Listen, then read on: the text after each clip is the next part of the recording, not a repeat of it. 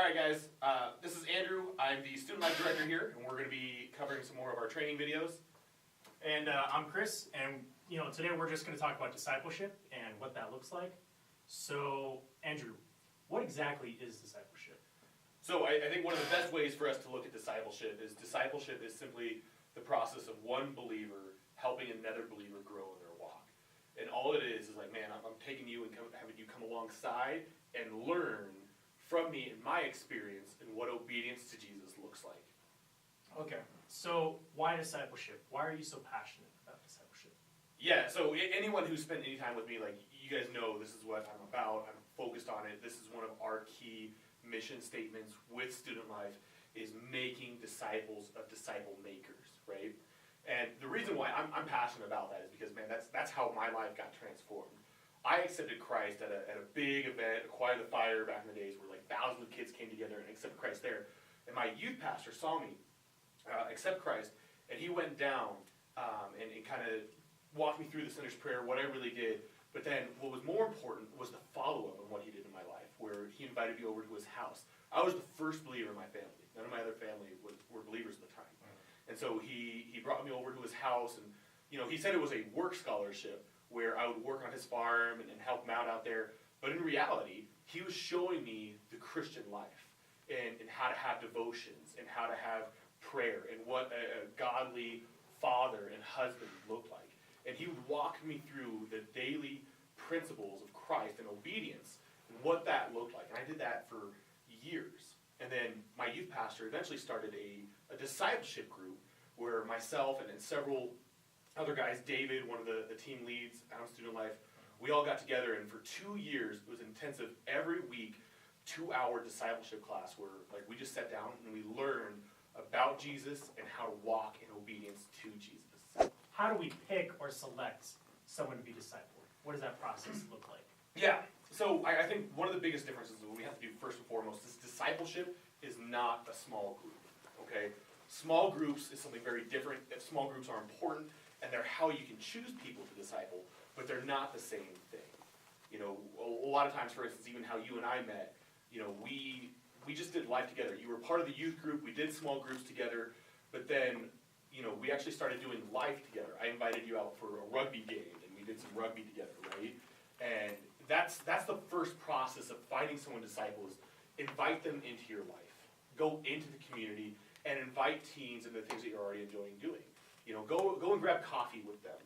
For instance, right now what I do is we do a lot of gym training. We'll go to the gym, we'll work out, and we start learning about each other, and I'm able to talk with them and figure it out, right? So whatever you're doing, you invite them and you're engaged in the community. You're not demanding them just to come to church. And then the process of actually selecting a disciple and knowing who to actually disciple is the acronym of what we use of OHS, right? So number one is that they are open. Okay, they have to be open to having conversations.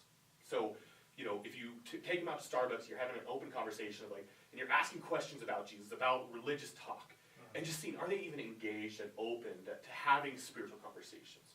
Okay, and then the second one is man, are they hungry? Are they actively engaged? They might be open, but they're not really engaged. They're not really asking questions back. Right. There's no hunger or drive for them to learn more. And if that's the case, they're still not a disciple. Right? So they have to be open, they have to be hungry, okay? And then they have to be someone who will share. In other words, they don't even have to necessarily be a Christian, right? They a lot of times they may not be. It could be someone that you just meet and then they're exploring what this looks like, but they're asking a lot of questions, they're very engaged, they're meeting with you consistently, but then they also are taking that information and they're sharing it with other people. And that sharing is critical because now man, that's something they're passionate about, and they're willing to go out and learn and be a disciple of disciple makers.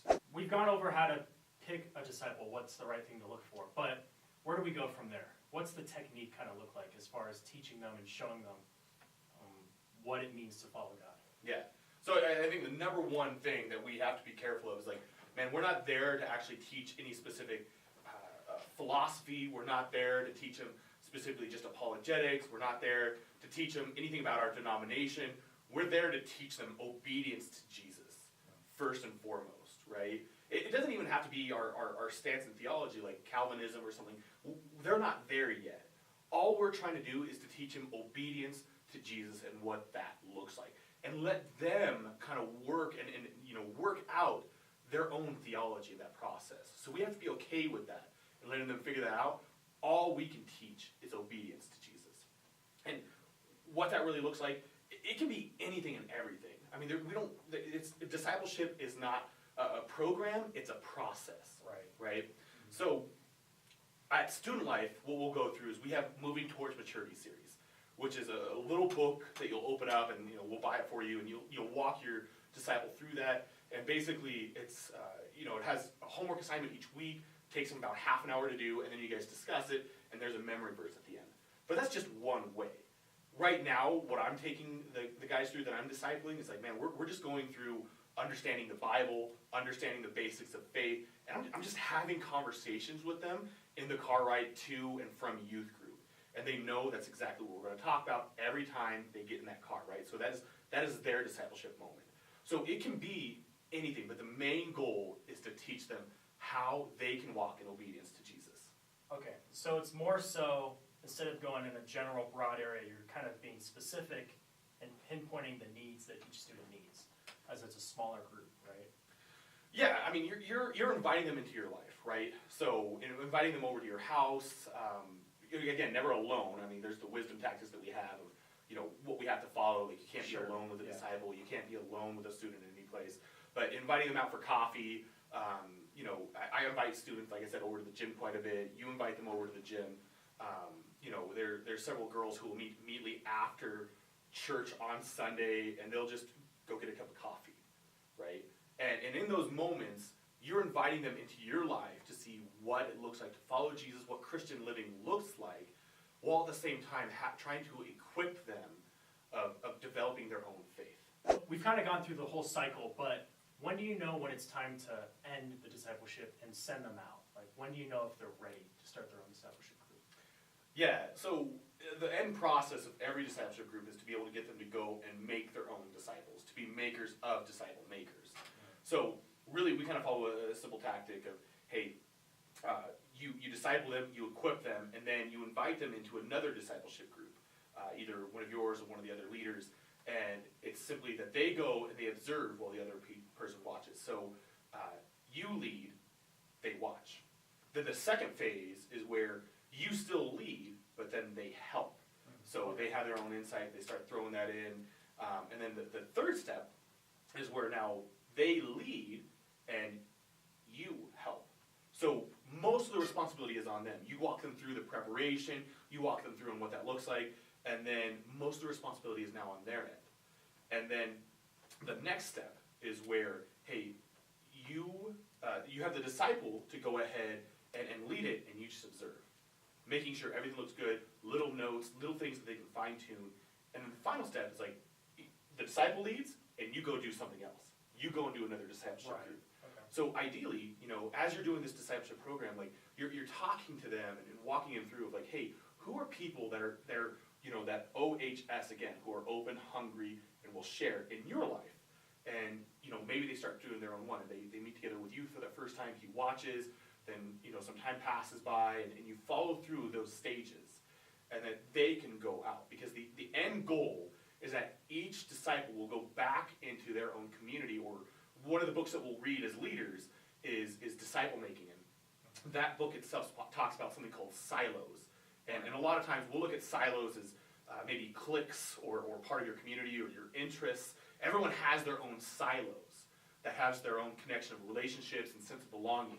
And so the idea is that we're drawing someone in, equipping them for Christ, equipping them for the making of disciple makers, and then sending them back out to that silo of their own community, of whether it's like with our high schoolers, if they're a jock or inside that clique, or some of their own friends they're very interested in, if it's their Fortnite club, whatever it might be, they have their own connected group environment in silos. And that's our end goal, is to let them go out and infiltrate that area that you and I will never be able to do. Right. And that's the beauty of discipleship. Yeah. So once that whole discipleship process is over and the whole cycle's finished, is it necessary to start from the beginning again? or is it okay to just do it once? I mean, discipleship is like, that's a great commission. So you and I, this is what we're called about, and this is what we do in student life, is that everyone will be, our end goal is that every leader has 2 or 3 students. We're not going for a big group. Again, discipleship groups are not small groups. Right, long term. Yeah, but it's long term. It's that continuous process of disciple making. And that's how we're going to not only grow the youth ministry and grow the teens accepting Christ, but also to see them being made alive in Christ. Which again, that's the end goal. That is the vision of student life, to see students made alive in Christ to go and impact the next generation. Nice. That's cool. This is really good to hear. So that's basically discipleship in a nutshell. And there's lots of nuances and things that you'll find in that process that you need to figure out and study through, and it takes time. Discipleship takes time, but we hope this helps, and we hope it educates you on how to do this process. Do life on life discipleship, and we can't wait to see what happens next. So, thanks, guys. Bear that, Christian.